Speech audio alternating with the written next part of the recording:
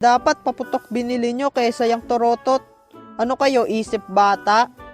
Yabang mo ikaw nga hina-hina niyang paputok mo eh. Ano yan, Piccolo? Supot yan. Mas malakas pa dyan yung 5 star. Ha? Paano mo nasabing supot? Ang lakas-lakas nga nito. Sige nga, kung malakas yan, paputukin mo doon sa may tubig kanal. Ha? Sige ba? Ako pa inaman mo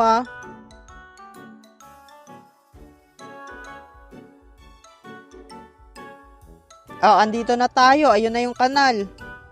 Sige, bilisan mo. Pagpaputok ka na, tas hagis mo sa kanal. Umanda kayo sa akin. Ito na.